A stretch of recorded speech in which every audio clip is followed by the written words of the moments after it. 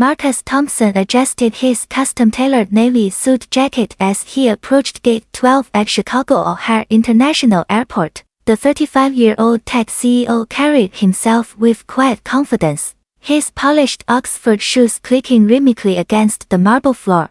His first-class boarding pass rested securely in his leather portfolio alongside his platinum credit cards and business documents. The terminal buzzed with typical Friday evening energy, travelers rushing to catch their flights home. Marcus checked his Rolex Submariner, noting he had plenty of time before his flight to New York. He had built Thompson Technologies from nothing into a billion-dollar empire, and tonight's board meeting would seal another major acquisition. Success had taught him patience, composure, and the importance of staying calm under pressure. As Marcus presented his boarding pass, flight attendant Sarah Collins examined it with unusual scrutiny. Her blonde hair pulled back tightly, she held the pass under the scanner twice, frowning at the electronic beep that confirmed its validity. "Sir, I need to verify this ticket," Sarah announced loudly, drawing curious glances from nearby passengers. "First-class seats are quite expensive. Are you certain this belongs to you?" Marcus raised an eyebrow, his voice remaining steady. "Yes, ma'am. That's my seat, R.A." Sarah's eyes swept over his appearance dismissively. "Do you have additional identification? Sometimes people, well, they find tickets or use ones that aren't really theirs." Her tone carried thinly veiled suspicion. The businessman felt familiar tension building in his chest, recognizing the coded language he'd encountered too many times before. Other passengers began whispering, their stares making the situation increasingly uncomfortable. Marcus straightened his shoulders, maintaining his diplomatic composure while internally preparing for what might come next. Sarah stepped back and reached for her radio. "Security to Gate 12, please.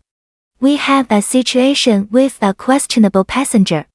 Marcus felt every eye in the boarding area turn toward him. Fellow travelers whispered behind their hands, some recording with their phones. Children pointed while their parents shushed them. The humiliation burned, but he kept his expression neutral. Two airport security officers approached, their hands resting on their utility belts. "What seems to be the problem here?" the taller officer asked. "This gentleman claims this first-class ticket is his," Sarah explained, her voice dripping with doubt. "I think we need to verify his financial status before allowing him to board." Marcus slowly reached into his jacket pocket, producing his driver's license and Black American Express Centurion card. "Marcus Thompson, Thompson Technologies," he stated calmly. The security officer examined the identification while Sarah continued her theatrical performance. "Anyone can have fake cards these days. How do we know he can actually afford first class?" Marcus pulled out his phone, showing his banking app with a balance that made the officer's eyes widen. What Sarah didn't know was that Marcus owned 47% of Skybridge Airline's parent company, making him the second largest shareholder in the very airline questioning his right to fly. Marcus calmly dialed his attorney, David Chan. "David, I need you to contact Skybridge Airlines board immediately. Tell them Marcus Thompson is calling an emergency meeting within the hour." Sarah scoffed. "Sir, making fake phone calls won't help your situation." Ignoring her, Marcus placed his second call to Janet Rodriguez, Skybridge's chief financial officer. "Janet, this is Marcus. I'm invoking Clause 17 of our investment agreement. Freeze all Thompson Technologies funding to Skybridge operations immediately."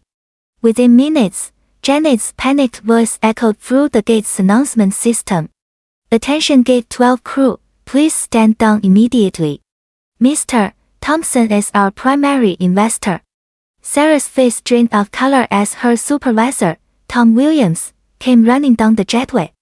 His phone buzzed frantically with calls from corporate headquarters. "Sarah, what have you done?" he whispered urgently. Marcus continued his calls, speaking to board members while passengers filmed everything. "Yes, Robert, 47% shareholding gives me the authority.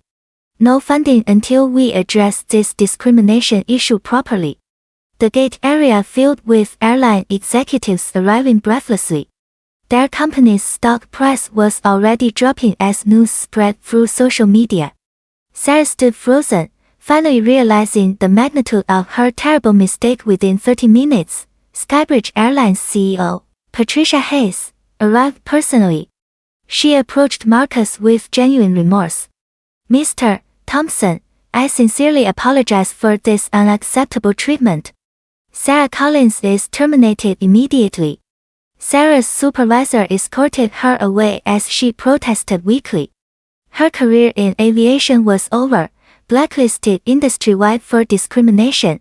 Patricia continued, "We're implementing mandatory bias training for all staff within 60 days. New policies require supervisor approval for any passenger verification requests." Marcus stood before the gathered crowd, his voice carrying across the silent terminal. "This isn't about revenge or power.